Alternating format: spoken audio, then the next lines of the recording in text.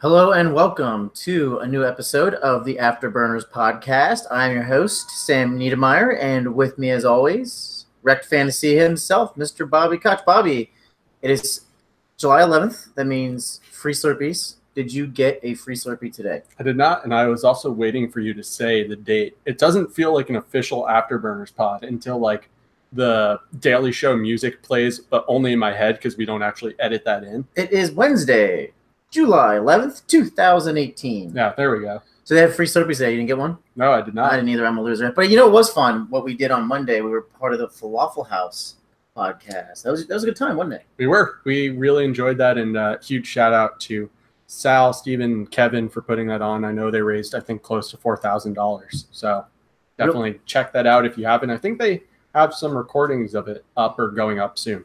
Yeah, you can find them over at Falafel House. I believe that's just Falafel House Pod. Yeah, I mean that's it. And they did a 24-hour podathon, I guess, or telethon. Podathon. It's on YouTube. You could watch it. It got really funny. Well, obviously with us, but then from the 9:30 to 10:30 hour with Shane and some of the other guys. That he's For those who don't know, ridiculous. I think Sam just has a huge man crush on Shane Manila. So there you have it. I'll tell you what. I have two new man crushes. They are new hosts new guests of the episode today. They are the co-hosts of Dynasty Owner's Manual. We have Chris Allen and Adam Wild. Adam, Chris, what's up, buddies? How are you doing today? You tell him, Adam. You go first, man. No, Chris just wants me to tell you that it's Wildy because I never tell anybody. But Exactly. we're doing great, man. We can't wait to get into this. Chris and I are infatuated with being on other people's show and not our own. I have to I totally agree because the prep work and trying to figure out if we're coming up with entertaining content and all the other stuff that we have to do every week in order to get the guest ready. We don't have to do that. We can just come here and spit hot takes with you guys. So I'd rather do that in a heartbeat. So thanks for having us on. Yeah, definitely. And anytime I can be on brand and mispronounce last names. Oh, no, I do that myself. So I've had to actually confirm I try and do that with every one of our guests to make sure that I'm pronouncing it correctly, regardless of even if it looks like something simple phonetically. I always have to ask to make sure because knowing my luck, I'll probably wind up mispronouncing it and then looking like a jackass. And I've done it twice. I've been on Chris. People have had to ask how to pronounce my last name. To be fair, mispronouncing my last name is a little dangerous. Yes. So I'll give them that. Yeah. So as I said, Chris and Adam are the co-hosts of Dynasty Owner's Manual. I'm going to have to take a couple breaths as I go through all of Chris's accolades here. So bear with me for a second. He is a contributor at Fantasy Football Couch Coach. Coach Couch. He's a contributor at Fantasy Football Coach Couch, 2 QBs, 4 for 4, and a draft day consultant. Is that right? Yeah, I think that about sums it up. Oh, and also Fan Tracks. I also write for them as well. Yeah. And he will be taking over a universe near you. He's actually going to be entering the Galactic Space Force as the first commander, probably propaganda minister as well. On the other hand, we also have Adam, who is merely just a writer for Dynasty Happy Hour, again, also the co-host as well. So how does that make you feel, Adam, that your pod mate here is kind of overshadowing you with credentials? Yeah, I'm just here so I don't get fined. 100%. I think that's the best method. But to be honest with you, I think I have to give all the credit to Adam because when we first came up with the idea for the podcast, he was the one that had all the connects. I mean, he's well known within the Dynasty community. And really, he was the one that kind of put me in touch with, that's pretty much how I got started talking with you, Bobby, and with a number of other folks. So, I mean, when it comes to the Dynasty Owner's Manual, I think all the power goes through that guy right there. I'm just the mouthpiece. That's it. It's quite the bromance we have going on here. It's very endearing. Absolutely. I mean, but I still give him shit because we actually met each other a few months ago, and he managed to pick the only bar in all of Baltimore that didn't have the beer that I was looking for, or not even the specific beer, the type of beer. Not even IPAs, not a single IPA. Not a single IPA. I don't understand how you can wind up finding a place in Baltimore that has a number of different breweries, and I went to almost a different one the whole week I was there for a training class. The one place that he suggests to go doesn't have any IPAs, and I will never let him forget it. I Look, I mentioned don't this drink. on, It was just the burgers were good. They were. I mentioned this on the Podathon, but it's like the scene from Good Will Hunting where if you're not giving your friends shit, I'd be kind of worried about it. Like that to me is male friendship. The scene with the burger in the front of the car defines male friendship. So on the Podathon, all of a sudden Sam was saying all these nice things about me, and I thought, like, did I murder his mom or something? Like, We can't have that. Yeah. revenge on me. You can't say that many nice things about me. It's just weird. I was on a lot of pills at the time. Also, one more quick question. Whenever I go to Baltimore, I always have to have a Natty Boh. I just feel like I have to whenever I go to Baltimore. Not a Natty Boh fan, Chris? Like I sampled one like while I was there. Not a huge fan, to be quite honest with you. All right, fair enough, guys. Let's get started. So we have Chris and Adam, obviously, of the Dynasty Owner's Manual. Great show today. Chris, huge fan of the Cincinnati Bungles. Adam is a big fan. Excuse me. Adam is a big fan of the Washington Redskins. So we're going to talk Alex Smith, Andy Dalton, maybe Matt Barkley. I don't know if we have enough time. From there, we got a couple other questions. We're going to go over what you guys are doing over at Dynasty Owner's Manual. Before we get started, though, Adam, break us off where we can find you on Twitter. Chris, follow up, and then Bobby and I are going to get cracking. Yeah, you find me at DHH_Adam. And then you'll also find me running the Dynasty Owners Manual Twitter. That's at Dynasty Manual. Yes, and please definitely give that handle a follow, because the more folks that retweet some of the work that we've been doing over there, the more guests, and then it kind of snowballs from there. And you can find me on Twitter at Chris Allen FFWX. And then as Sam and Bobby were going through like all the different places that I write for or do editing, 4for4, Couch Coach, all that stuff. You'll probably see my work somewhere, hopefully at least. You'll definitely see his work, and they're too humble to say it, but they had a new episode drop today for the Dynasty Owner's Manual, and that's with our pal Leo P. And he gave a great insights into dynasty psychology, which is a topic I'm always talking about. So if you haven't listened to their new episode yet, make sure you do it. Also, make sure you listen to all the past episodes. You can probably ignore episode 2. Some joker was on that one. Yeah, he was kind of weird. Yeah. I mean, his dog was like barking in the background for like the I can't first like pronounce his 5 to last 10 minutes name. of it. Yeah. But you can definitely, everybody should check out the show. At this point, if you're listening to the podcast, you know where to find me and where to find my work. But just in case you're someone new from the different SSB followers that I've gotten, you can find me at Rekt Fantasy. That's REKED Fantasy. And my work is on DLF football as well as 2 quarterbacks. And like Chris, I'm a draft day consultant. Yeah, obviously, this is the Afterburners Pod. You can find this on Podbean, Stitcher, and iTunes. I don't know how many reviews we're at. I think we're at 3. We're a little more than that. Oh, are we? You're doing a good job pushing it out. We're there. at like 5 or 6 last I checked. We're not quite to the 10 we needed to get for us to consider pushing out T-shirts. But if we can get up to now 15, we're revoking the offer for free T-shirts. That was only for that week. But if we can get up to 15 T-shirts, those who have already given reviews will get free T-shirts. And while you're doing that, go ahead and follow Dynasty Owners Manual Podcast on Twitter as well. Guys, I mentioned a second ago that Adam is a huge Redskins fan. I'm assuming huge because he's wearing also a beautiful hat. That's the Stanley Cup champion Washington Capitals, as we were talking beforehand. Big move in the offseason, letting Kirk Cousins go, bringing Alex Smith over as a fan. Is that a good move, Adam? I think it's an excellent move. I might actually like him a little bit more now. I'm famous for telling everybody I hate everything about the Redskins except for the fact that I was born there. But, I mean, I'll just go through some of the key reasons why I really like it a lot real quick. Looking at his stats, I was actually super surprised. I was already a big Alex Smith fan because I like the way he plays the game, which is by not losing.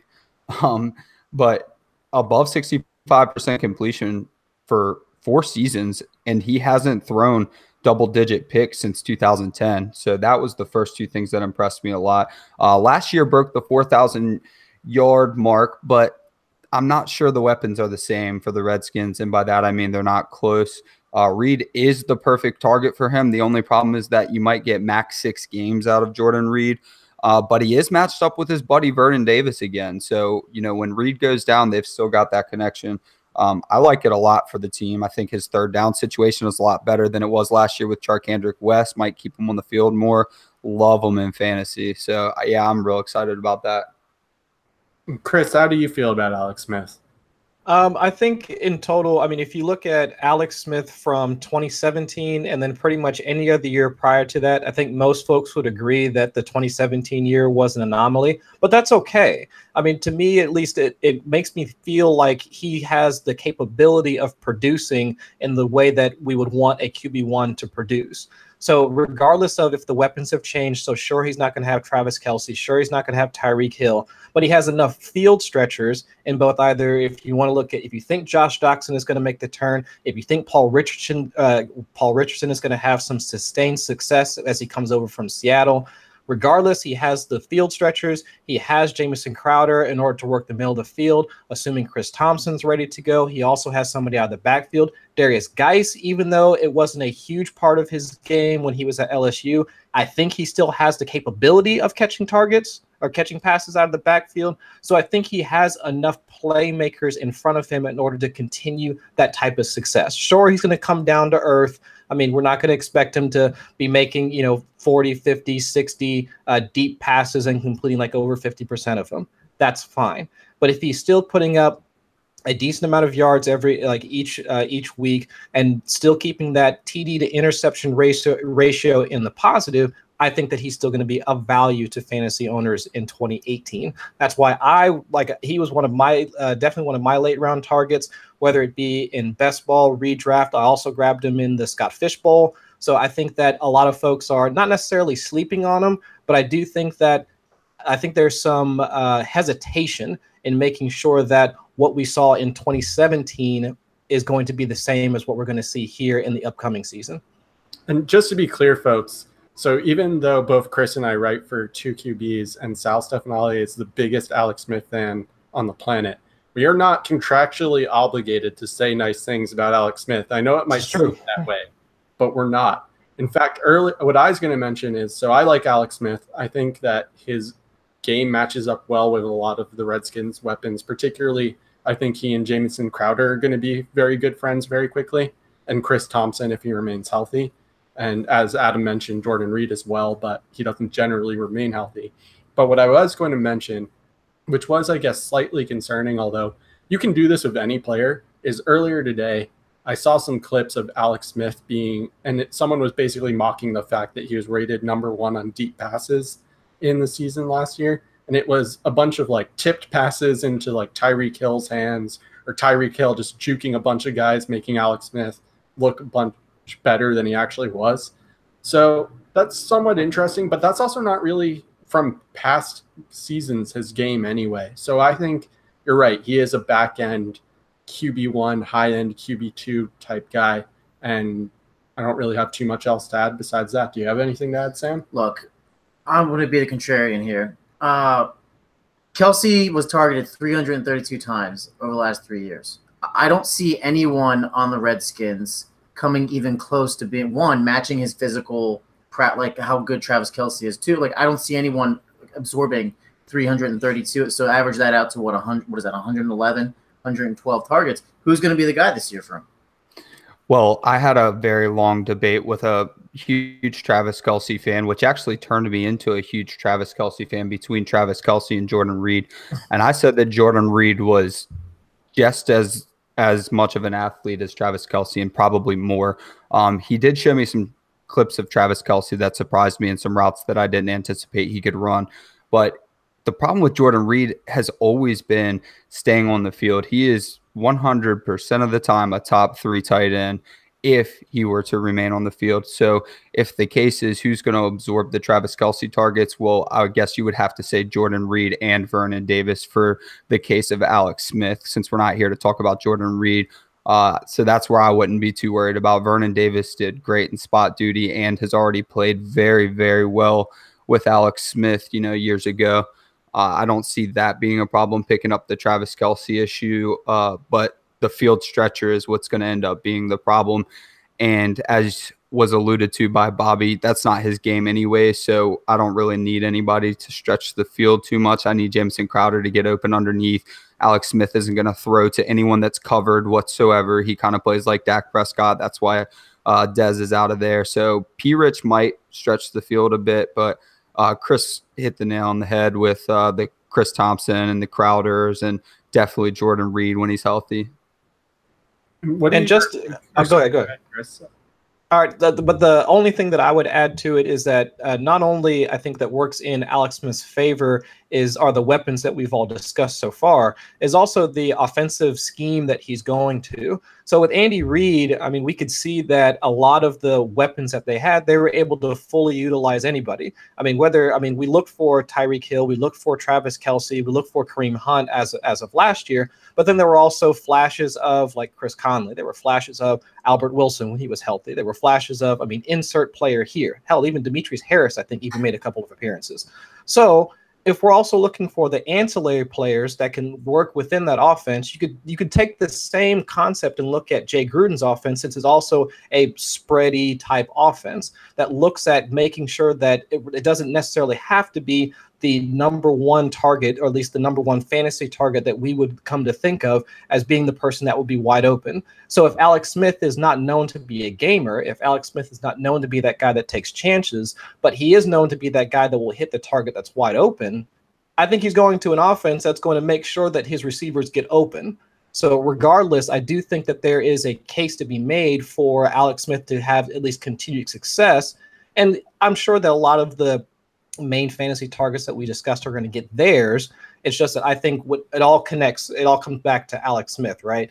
And the saying that we've all heard that, the syrup is greater than the pancakes, I do think that everybody's going to wind up getting theirs. I just think Alex Smith is going to be the one that's the greatest beneficiary to all of that.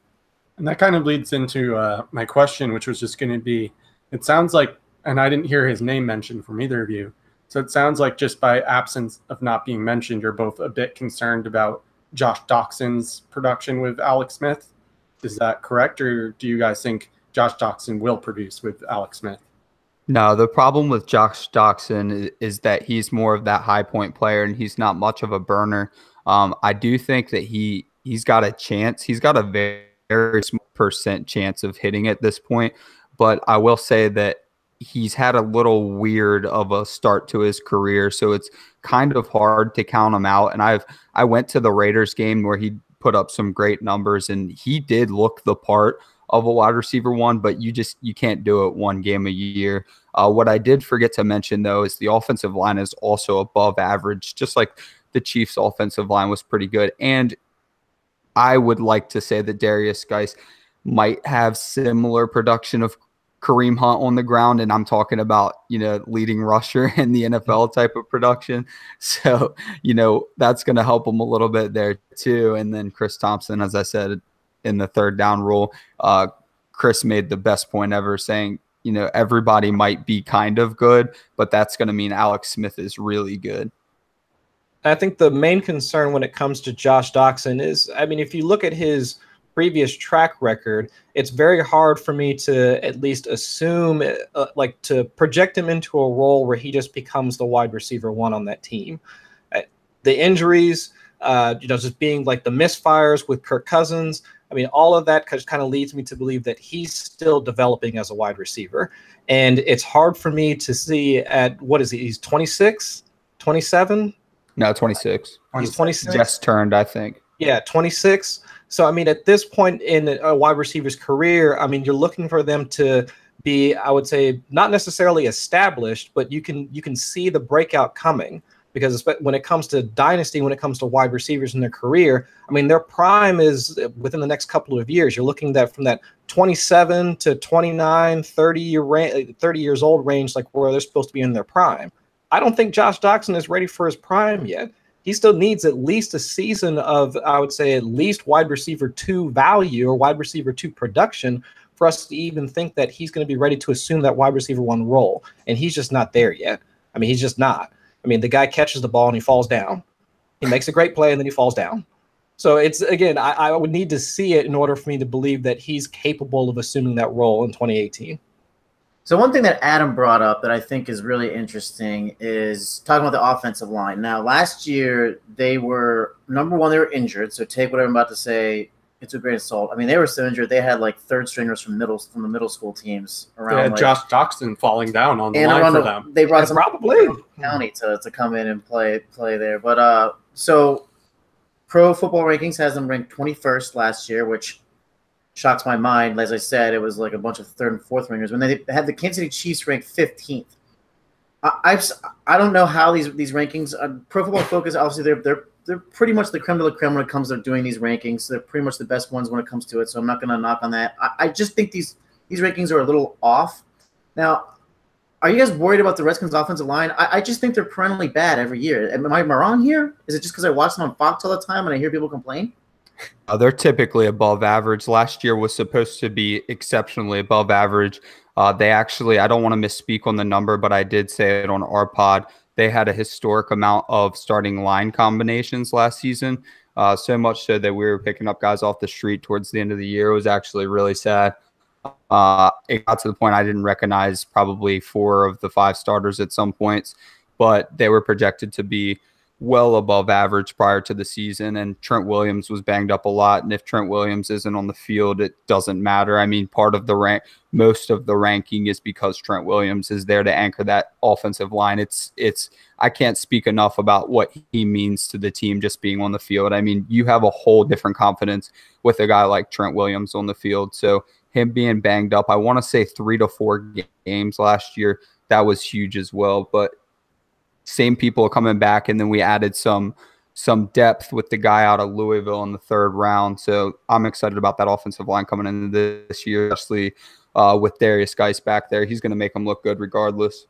And speaking of not so great O-lines, that's a good transition to, fortunately, Chris's Bengals and Andy Dalton. So, Chris, first of all, I'm sorry that you're stuck with Marvin Lewis. Tell us what you think about Andy Dalton. And specifically, I've heard some chatter from some people that they think if the Bengals don't perform this season, 1, Lewis will probably lose his job since they were already talking about that last season. And 2, that if he loses his job, Dalton might actually be out of a job. Do you think that's the case? And if not, why do you think it's not the case, or why do you think it is the case?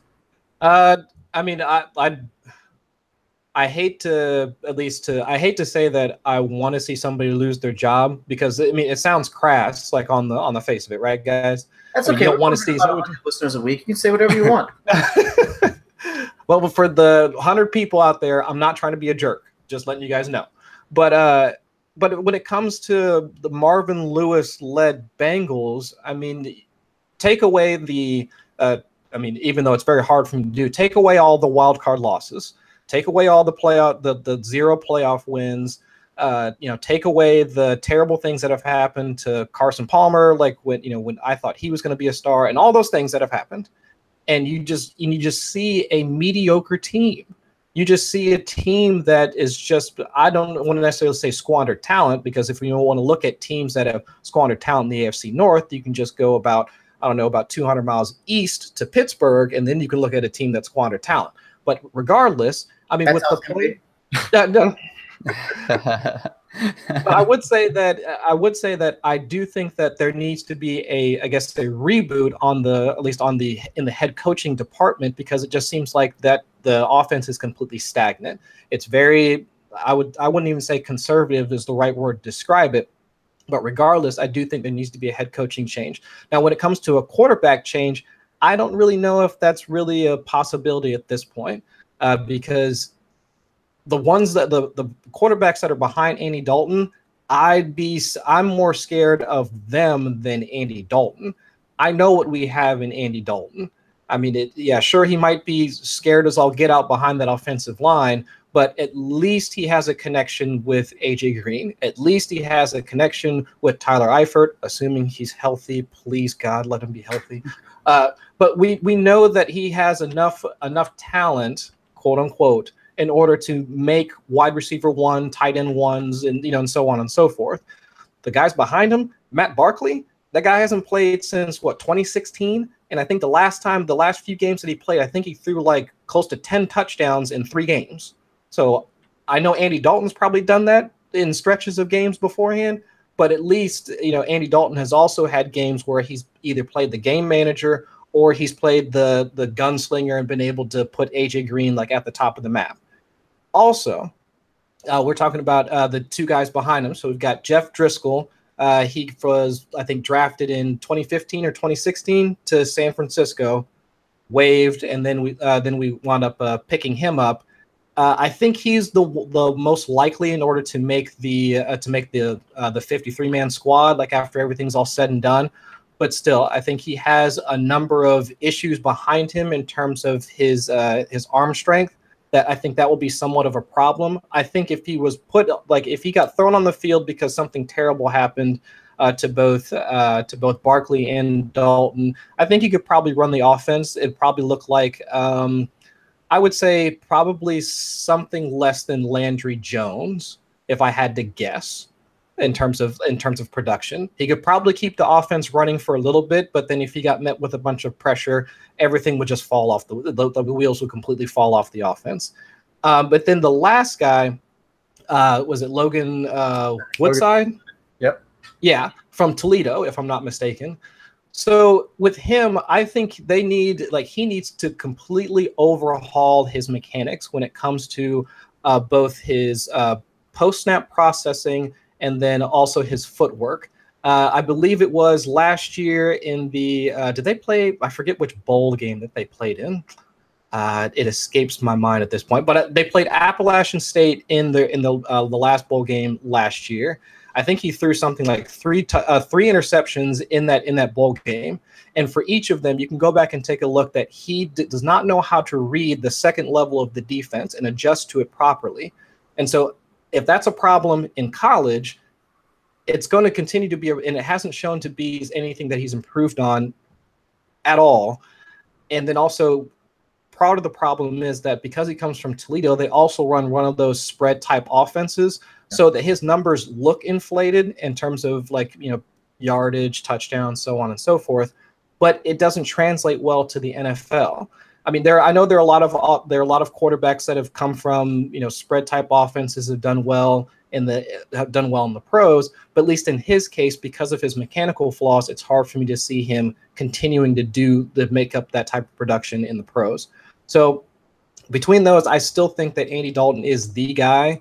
And with the Bengals' track history, I don't see them trying to trade or pick up a veteran, or like if Joe Flacco winds up losing his job to Lamar Jackson, which everyone's thinking that's going to happen this year. I'd be shocked if the Bengals tried to pick him up and bring him over, because I do think, if I'm not mistaken, with Dalton's contract situation, I think they have an out in 2019, or it might be 2020. But I think they do have an out in order to get rid of him if they wanted to. But for right now, I just think we're stuck with him, to be honest with you.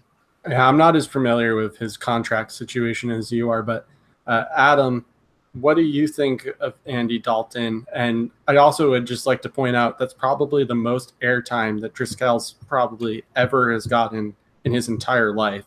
Oh, so yeah. His family will be sending a bouquet to Chris later tonight. Well, Chris just happily accept it. Basically tried out for Cincinnati local sports reporter right there, reporting specifically on quarterbacks. So I don't know what else we need to add. But Adam, throw in your 2 cents there, and good luck after that. Yeah, give us your punchy Andy Dalton take.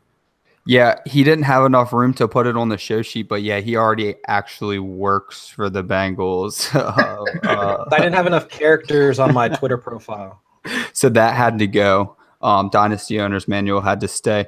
Yeah, so weeks 1 and 2, Andy Dalton was exceptionally bad. I mean, he's normally bad. He was exceptionally bad weeks 1 and 2, threw 4 interceptions week 1. Week 2, he might as well have just stayed home. He didn't throw any touchdowns or any picks. Bring in Bill Lazor. Now, I'm not going to lie to you and say that the completion percentage stayed at this rate. Andy Dalton is going to Andy Dalton. But the first couple of weeks with Lazor, he had 77.8% completion rate. Next game, he had 83.3. That's probably the only time Andy Dalton sniffed anything close to that high. And that's on 30 attempts. It's around his median. So that was a big boost. I think the problem there is probably Marvin Lewis. I mean, he's a coach that came out, just kind of did the Hugh Jackson thing where he blamed all the players. He actually announced that he was going to leave the team the day of a game. And then when he was asked about leaving the team, he said that the players weren't on Twitter before the game. Meanwhile, every player is on the field warming up / tweeting. So I know they definitely saw it. I think Marvin Lewis is what's got to go. Andy Dalton's probably okay enough. Now the problem is they keep winning games. They didn't do it last year, but the years prior they were perennial playoff team, and then just to get kicked out in the first round. So you can't really get rid of Marvin Lewis if you're making the playoffs every year, and you sure as heck can't draft a rookie. And then like Chris said, he knows better than any of us as a Bengals fan, their contract situations are always garbage. Their cap space situation. So they're not going to go get anybody. One name I will mention to look out for is that the Jets have been very vocal about Teddy Bridgewater, and he is getting the same opportunity as Darnold and McCown to get the starting job, which is super promising to hear because I kind of got the vibe that he was just getting the chance to show that he could still play in the NFL, maybe a deep insurance policy. If he could still run, maybe he could go somewhere else next year. That does not seem to be the case. It seems like Teddy Bridgewater's competing just like the other two, going out there and putting the work in. To me, that means in the preseason, Teddy shows that he's still Teddy, which is up in the air because you don't know what's up with that knee, and mobility was huge in his game. But if he does come out and he is Teddy Bridgewater, you might see him starting for the Jets. But they have also been vocal saying they're not afraid to trade him either if Josh McCown and Sam Darnold prove that they're comfortable with those two on the roster. So that's somebody they might be able to pick up on the cheap as the Bengals. So that's someone I would look for. I don't care about any of the three quarterbacks on that roster. You shouldn't. And earlier we were talking about dodgeball, and am I the only one who, when they say Bill Lazor, thinks Blade Razor? Yeah, me too. Yes. Bobby, I have a strict never have shares of any ginger quarterback on your fantasy team, whether it be redraft, dynasty, best ball. Am I right to think no, number one, should I have that policy? Number two, is Andy Dalton maybe the exception? I think it depends on your situation. I sold off my only Andy Dalton share. I'm very sorry, Chris. I had to do it. But I had a share of Andy Dalton. I sold him for the 111 and D.D. Westbrook in a super flex best ball league. That 111 turned into DJ Moore. I would do that trade every single day of the week. Yeah, it's pretty easy. And he's not a player that I purposely look to not own, but he's not a player I'm looking to target and end up with on my teams. He's a good late round guy, but he's not someone that I really, really want, especially because, as you guys know, the obligatory mention of Blake Bortles is coming. I figured it just happened. Yes. Blake Bortles is my late round quarterback of choice. And between Blake Bortles and Andy Dalton, it's just no contest. Chris, Andy Dalton finished, I believe, back end QB2 last year, or mid?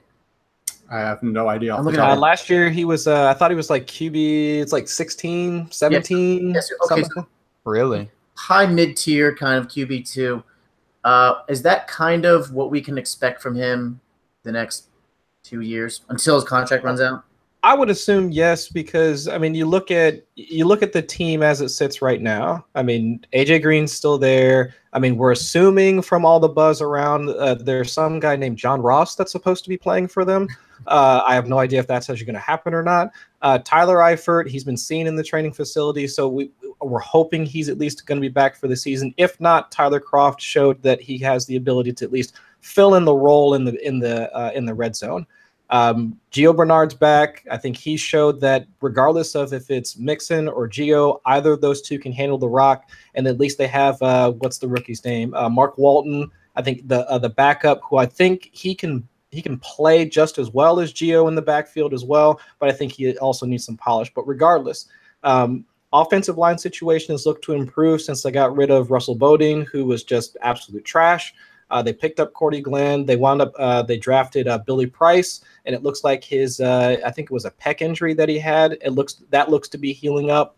So on the whole, the offensive line, which I think from Football Outsiders, they were ranked like 21st in the past, like 21st, 22nd, somewhere in there. But regardless, if they can continue in terms of the offensive line continuity and continue to build off of that from last year, I think that, I mean, how could he get, I guess I'm trying to tell myself the story of how it can get worse. And regardless of how he's ranked right now, because I think he's ranked like somewhere in like the mid-20s at this point, and I don't think he's ever finished like worse than QB 20. So I think with the value that he presents to us right now, why not try and grab him at that price? Like if I could take him at that price and expect him to at least make it back to where he was last year, I mean, I just think that the value is there from a fantasy perspective for us to pick him up. Yeah, I think that makes sense. If you can get him for that price, what do you think, Adam? Well, I think if you're going to pick him up, you'd have to pick him up now because his value might go up during the season. But you said 2 years was the question. 1 year, sure. I would love to have Andy Dalton on my team actually as maybe even a QB4 and a super flex, because I love to have 4 and just have that fourth guy that can actually contribute, because then when you have an injury, you still have a decent bye week filler. But here's the problem. You mentioned 2 years out. Gio's leaving after this year, and Gio's the glue that holds the whole team together. Now, this isn't me saying he's the best player on that offense. It is very obvious that AJ Green's the best player on the offense, but when something needs done, Giovanni Bernard's the guy who gets the job done, and if he doesn't get the job done, then no one does. It doesn't matter who they put in front of him, Jeremy Hill, Joe Mixon. It's always been Giovanni Bernard that comes in and gets it done. I'm glad he never gets the feature role, I guess, because he provides value as that PPR upside guy. But Adam he's coming in with the hot anti-Joe Mixon take too. I love it. Everything he's just dropping hot takes left and right and doing it so casually. Wait, Joe Mixon, who's that? So, so Giovanni Bernard is going to be gone, and then AJ Green's going to be 32. Be that what it is, he can still probably be a stud at 32, but it's going to be looking down for him by then. So 2 years from now is kind of bleak for Andy Dalton. I would trade for him now if that's your prerogative, because if you wanted to trade for him in season, you're going to maybe actually pay the 111 price for him that guy should not have paid to Bobby. Shout out to Zach Wilkins. Yeah, I don't think that I would have done anything close to that personally, but maybe in season that's something that his value might get there, and you might look to selling him just because I don't want to see really Andy Dalton without Giovanni Bernard, especially when there's going to be almost definitely a coaching change. And then we'll see what Joe Mixon ends up doing, but he's still going to be young, even if he is what everybody thinks he is, which I don't believe he is. He's still going to be young. And when I'm saying that Giovanni Bernard's the glue that holds everything together, he just knows the offense. He's been there since a rookie. He just gets the job done. That's going to be a huge hit for them. I think people are really underestimating Giovanni Bernard going into free agency and what it'll do for those Bengals. Bobby, what I'm hearing on the Afterburners podcast is Adam saying that Giovanni Bernard is better than AJ Green. Yeah, I guess that's it. So if you want to at Adam, that Twitter handle again is at @DHH_Adam. And you can tweet at him about why AJ Green is better than Giovanni Bernard. Or maybe there are a few of you out there that agree with him. And if you do, maybe you should tweet at some other people and get some other opinions than just Adam's. So it wouldn't matter much. He's on all my rosters anyway, so who cares what you guys think when you hit me in the mentions, because I'm still going to have him in the starting lineup. He's got to be on like 6 of my teams. What Adam's actually saying is Giovanni Bernard 101 over Odell Beckham and Todd Gurley. Yes. Oh. So final thought on the Bengals here. I'm gonna get through this, then we're gonna move on. But final thought: Marvin Lewis. Everyone always almost accidentally says Marvin Jones. I wonder if anyone's gone up to him and been like, "Oh, so you're a coach in the NFL?" And he's like, "No, but I am a wide receiver." So I guess right. He'd probably be a better coach, honestly. Yeah. So Marvin Lewis, like, what is it, 15, 16 years he's been there now, 17? Since 2003, if I'm not mistaken. 2002, 2003. Years has been mediocre. Is he or is he not the equivalent of manager Michael Scott? Oh, I was waiting for you to say Jeff Fisher and get your obligatory Jeff Fisher mention. No, man, Jeff. Oh. By the way, Jeff Fisher, I would like that. Tangent here, but Jeff Fisher is being interview. I think quartered by Fox, isn't he? Yeah. And Yeah. I really think he'll just go on air and be like, this is how you ruin a quarterback. I'll give you the step-by-step of how to destroy a quarterback. Could you imagine Jeff Fisher and Marvin Lewis in the box together announcing? That'd be the worst game It would just lead ever. whenever they felt like it. Yeah. Like Jeff Fisher's talking about the offense and the quarterback, and then Marvin Lewis is talking about like the 4-2 and like whatever scheme that doesn't work in defense. You're like, dude, what? What are you talking Just about? add Malarkey to talk about exotic smash mouth, and you've got a Gosh, yeah, that'd be like the perfect. I mean, that'd be the perfect trio right there. That's awful sports announcing. I actually kind of am intrigued now. I kind of want this to happen. Can Fox make this happen? Might as Just well. to They can't see be how busy. bad it is. Yeah, I mean, not doing much else. I'm anointing you two to be in charge of the social media campaign, and we'll help you out, of course, to get Marvin Lewis and Jeff Fisher in the press box together, because I would listen to every game and love it. We'd have content for weeks as fantasy football experts. He wouldn't I will even have do- to I will quit do his my job. part. He doesn't do anything. Yeah, I'll do my part the next time. I mean, I am like 45 minutes outside of Cincinnati. The next time I'm in the city, I will go looking for Marvin Lewis to petition for him to join the Fox Sports the news analyst group. I mean, that would work out well for you because then they'd get a new coach anyway. Yeah, exactly. So it's a win-win for me. Wait a So I mean, All right, we're gonna do it, guys. Jeff Fisher, Marvin Lewis, 2019 in the press box. That's what we want. We do have to go on. We do have to go on as much as we want to push this. We want to talk. We had a couple questions for you. I'm gonna start with Bobby here because this is our show, so we're just gonna do that. And so you guys, obviously, we were just talking about the quarterbacks of your teams. We're pretty high on a couple guys. I'm specifically high on like Russell Wilson because you pushed me in that direction. Main question is, it seems like you guys kind of, I'm listening to Adam and Chris talk a little bit. You kind of focus on a few guys that you like to keep around on different teams that you really, really like. Who's a quarterback that you didn't get your hands on this year, Bobby, that you were like, oh, I really want to share him and I didn't get him? Who's your favorite one? So it's interesting because I play in so many different super flex leagues that I have a ton of different quarterbacks. But Of course you're going to answer that way. one guy that I have 0 shares of is Baker Mayfield. And I would really like to get my hands on Baker Mayfield's Eclair, I guess, going back to last week's episode, because, and we just went after dark here, but I would really like to get my hands on Baker Mayfield because I do think that he is going to be that franchise quarterback for the Browns. To me, I had Josh Rosen as my number 1 rookie quarterback, but Baker Mayfield was close. And then because of the situations that they both found themselves in, Baker Mayfield actually jumped in for my number 1 rookie quarterback. And it really bums me out that I won't be able to follow him from a fantasy perspective. So basically what I'm saying is if you're in a league with me and you have a Baker Mayfield share, you can probably send it to me and I might even overpay just to have him on my team. That Baker Eclair coming in hot from Bobby. Chris, follow it up. Same I would say for me, the one quarterback that I've been trying to target, but I just have not been able to pin his value down is Lamar Jackson. Like I'm trying to get more Lamar Jackson on some of my teams, and each time, like I think that I should I'll be able to pick him up, like regardless of where I'm sitting at in the draft, and you always get sniped like 2 or 3 picks before me. But I do think that regardless of the 2018 situation, like if he's going to wind up playing this year, Joe Flacco survives for another season or whatever, I mean, he is going to take over that role at some point in the near future. I mean, if you just look at the coaching staff, you look at all the moves that the Ravens have done, like prior to drafting him, this sets up for this is going to be Lamar Jackson's team. I mean, the coaching staff, I mean, you got the guys that worked with Tyrod Taylor, you got the guys that worked with Colin Kaepernick.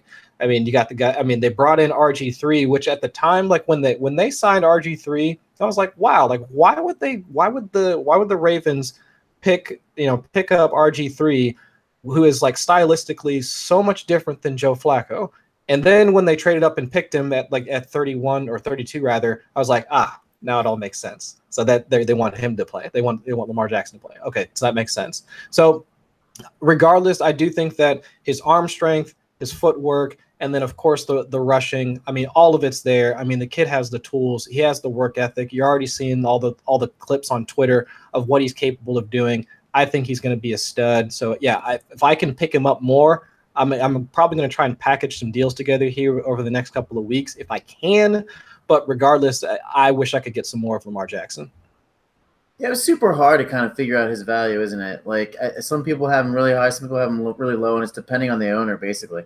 It really is. So, I mean, I'm still trying to figure out myself, but regardless, I mean, yeah, I wish I could get him. Yeah. Adam, who's your guy?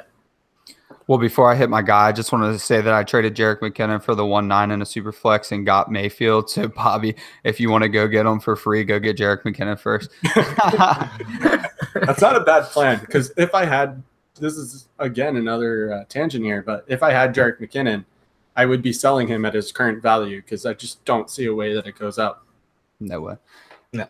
And then also on Lamar Jackson, I think it says a lot if RG3 makes the team. That'll be a big tell, because I had the same exact thought process as you, which I picked him up for the same reason that the Ravens picked him up, because I was going to try to pick him up in a bunch of leagues, and he ended up, his value just got too high. My guy's Deshaun Watson. I would never own him on a team because he costs so much, and he's technically due for so much regression, but I just love the guy. I love watching him play. It's just, it astonishes me. It reminds me of Aaron Rodgers, but almost more exciting, which hurts to say, but he's a better athlete, which is, it's really hard to say, but Aaron Rodgers is a little more sneaky than Deshaun Watson might be, even though Deshaun Watson did have that crazy little spinorama where he kind of undertucked the ball to Lamar Miller, but the weapons aren't really there for me for his price, mostly because I think Will Fuller's really bad.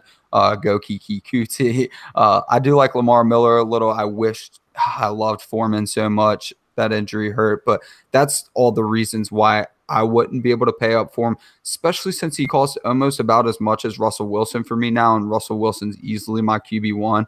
That's why I've got him almost everywhere. If I don't have Russell Wilson, I've got Cam. That's pretty much how my teams line up.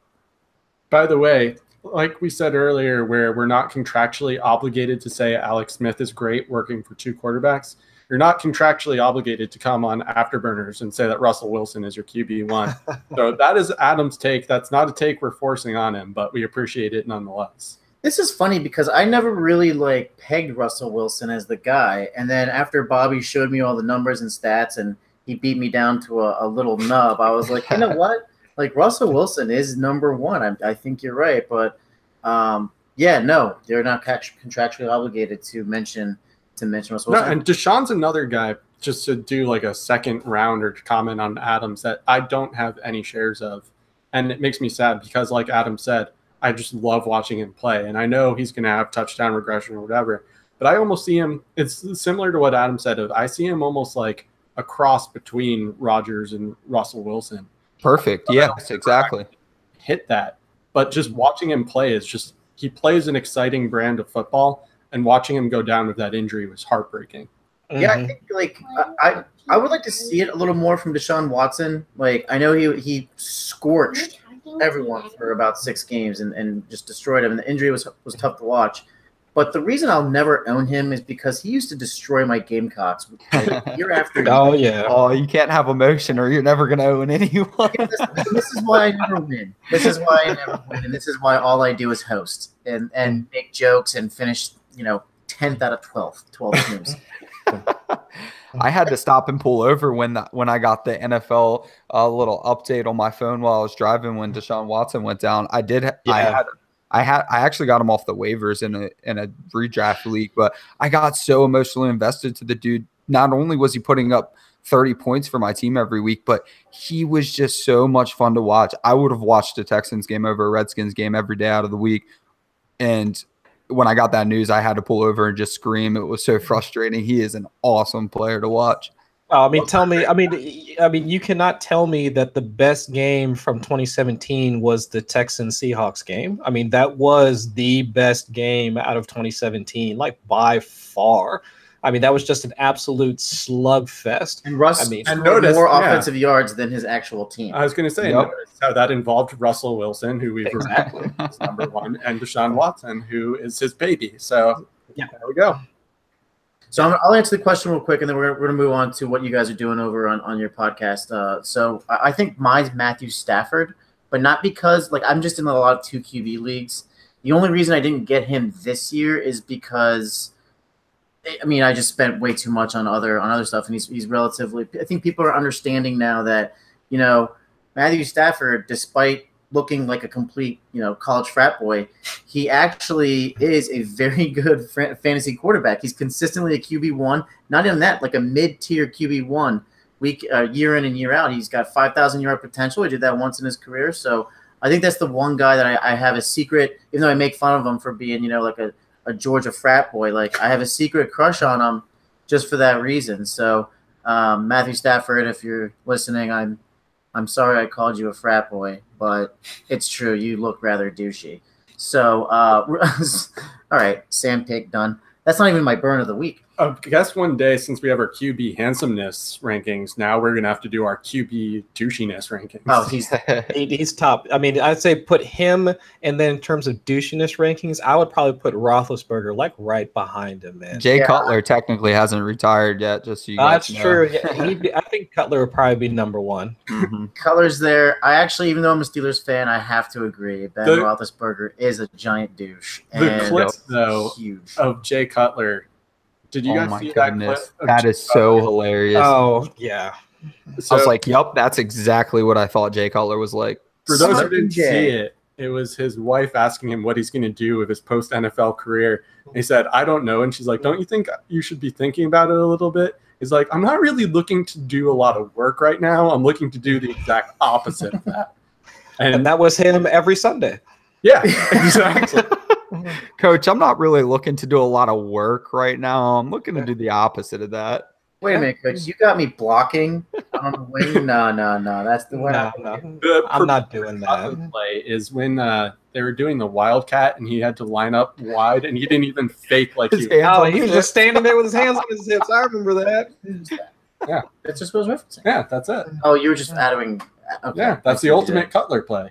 Oh yeah. But wouldn't you, if you just got a $12 million contract for 1 year, wouldn't you think about doing nothing for a while? Probably, yeah. It's just funny that it's Jay Cutler. Yeah, I mean, just the way that he said it. It was just like that is like complete. That is Cutler to a T. Because just like, yeah, I'm not doing that. And just like blank stare and everything. It's like the look on her face was priceless too. Oh yeah, her face. He was drinking his drink like Kermit the Frog while he said it. Oh yeah. Oh man, Jay Cutler reality show. I love. Let's get Jay Cutler in the booth with Jeff Fisher and Marvin Lewis. I think that would be Jay Cutler on the sideline and Jeff Fisher. There we go. Yeah, in the booth. This will happen in 2020, guys. This is great. Thanks for that. So we're gonna go on. So guys, tell us a little bit about Dynasty Owners Manual, what you guys are doing over there, and who you're with. I would say that so overall, I mean, the podcast, and I think I put this tweet out earlier today, that the podcast, of course, is Dynasty Owners Manual, and then it's supposed to be Dynasty focused. But if you go through the podcast and you look at the people that we've talked to, Carl Shafchick, some dude named Bobby, Leo, I mean, Peter Howard, Jake Anderson, I mean, and all these other people. I mean, the things that we've discussed, player value, league psychology, going through and talking with Addison Hayes, about Z-Score and the things that he's doing on his site. Tyler Gee, same thing, getting into stats and metrics. I mean, these are all things that you can use regardless of if you're doing dynasty football, if you're doing redraft or whatever. I mean, this is just it's again, dynasty is in the title. But it's just about fantasy football in general. All the things that we talk about are processes or evaluation methods. I mean, Leo with the massive or with the with all the notebooks that he keeps. I mean, all of it's about getting information or how you use information. So I mean, that's really our goal. And while it is dynasty focused, it's more about the everyday thing or the everyday tools that fantasy owners can use. And so tonight we're supposed to go on and talk with Derek. And get into like contract situations and things of that nature. And again, not just for dynasty, although it is. I mean, when it comes to contracts, you're looking at things that happen year over year.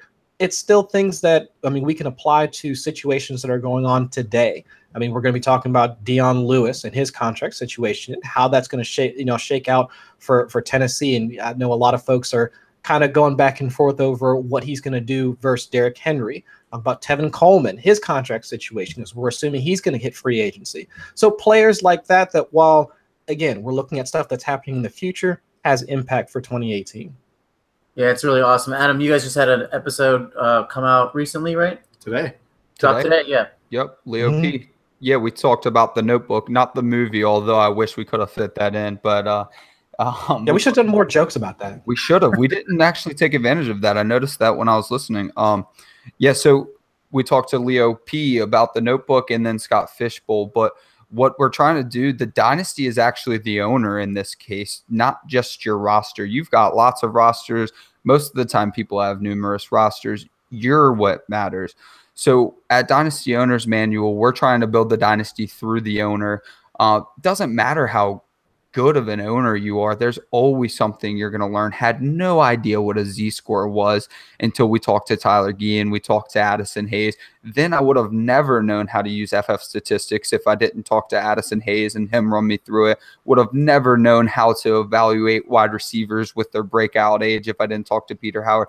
Everyone that's been on has made me a better owner, and I felt like I was a good owner until we started the show. Then I learned I didn't know anything. I mean, John Bosch came on and taught us how to manipulate our whole league. So there's infinite amount of knowledge that you can, and if you just go in there with a clear mind and don't say, oh, I'm already a good dynasty owner, I don't need to know this, that's bullcrap, because there's so much stuff that you have no idea that's out there. I mean, breakout age is one of the biggest staples in dynasty to me, and I didn't even know it existed when I started writing, to be honest with you. So that's what we're trying to get done. Yeah, awesome stuff, guys. Again, listeners, you can find that at Dynasty Manual over on Twitter. Really cool that you have specific guests that have literally really specific information, and it's just really cool what you guys are doing over there to get, like you said, the psyche of being an owner. So thanks for coming on today. We are running low on time, so we are going to move on to our final segment, the Afterburns. Probably our most popular segment, even though Adam, and this might be my burn or an early burn, Adam admitted he's never heard a burn of the week before or an afterburn. So, and that is not to say that I've not listened to the pod. The drive that I specifically allot to this pod just happens to be slightly shorter than the show. It's a 47-minute commute, so basically we figured that out, that wherever he goes to, it's 47 minutes, and he can't listen to the last 10. So who wants to start us off with their burn of the week? Here, I'll go. I'll start it off with the burn of the week, and I'll keep it fantasy related. Although I think after that take, Adam's burn might be more personal, like aimed towards you guys. But I'll look at fantasy. So my burn, or at least my hot take, is going to be that I think Jordan Howard is going to outscore Devonta Freeman this year in fantasy. I think that's a good possibility with the changes to the offense. And with his projected workload, I think he's going to wind up doing better than Devonta Freeman. Put it down. Freeman, you've been burned. Freeman getting burned. Do you have a take this week? Me, I do, and this is kind of directly related to our Alex Smith take. So I'm going to burn all the Redskins fans on Twitter that called me out for burning Alex Smith. And here's the reason why. As you guys seen, the NFL Network released their top 100 players as voted on by the current NFL players. And so we got to around number 20, and the final 20 hadn't been released yet. And we got into this debate between Kirk Cousins and Alex Smith. Naturally, with the Redskins fans, they took Alex Smith, and how dumb I was, because clearly Alex Smith was going to be a top 20 vote. And lo and behold, he's not even on the list. Kirk Cousins, I believe, was at 76, 78. Maybe you guys can at me there if you'd like. But it feels really good knowing that I knew for a fact that the players have no respect for Alex Smith whatsoever. Not so much. I think I would put him in the top 100, but still, Redskins fans, for being homers and bashing me, congratulations, you are burned this week. Adam, if you would like to respond directly to that, since this is the first time we've had the potential for someone to respond directly to a burn, feel more than free to do it. Oh, no, that's fine by me. I mean, like I said, I hate the Redskins, even though I was born there. I'm the fan because I'm the person that strongly advocates that you have to have a reason for fandom. But I might as well jump into the burn since I'm already on the air. NFL players, stop doing dumb stuff, man. Like LaShawn McCoy, I don't know what you did. You may not have done anything, but I bet you that you wouldn't have had these allegations if you were doing some sort of charity somewhere. Then Mark Ingram doing steroids. You guys are already jacked. Pac-Man Jones just got in a fight in a airport. You're rich. You're putting your lives on the line. Literally, you are going to have brain damage more than likely. Enjoy it now. Let the kids look up to you. Make all that money. Save some money. Invest in stocks. Stop being dumb. That's my burn. Burning NFL players who are dumb. Yeah, we don't want to see you on another 30 for 30, or at this point 60 for 60, talking about how you're broke. It'll be broke episode 9. Yeah. Live your life and be like Marshawn Lynch. Yes. Be like Marshawn Lynch. That's my soul animal. Just be here because you have to. Exactly. So I struggled with this. I actually didn't have that much that went wrong this week, I guess, which is a good thing. That's wild for you. However, I'm gonna use a positive to burn some people or some companies, which is I played a demo of a video game that I really liked this week, and then surprise, I ended up buying that video game. And what I'm going to use that as a burn for is it made me realize every game should have a free demo, because if I could play that game first for an hour or two, and even if you cut it off, and I was super frustrated when they cut it off because I was super into it and I was like, man, I could just keep playing this for hours. If you let me play it, chances are if I like it, I'm going to buy the game, even if I know I don't have time to. So video game companies, you're really missing out on opportunities by not including a demo with pretty much every game, because I think you could get suckers like me who play the demo and go, man, this game is awesome. I'm going to drop $50 on this now. You hear that, marketing and ad gurus on Madison Avenue? Bobby burned you this week.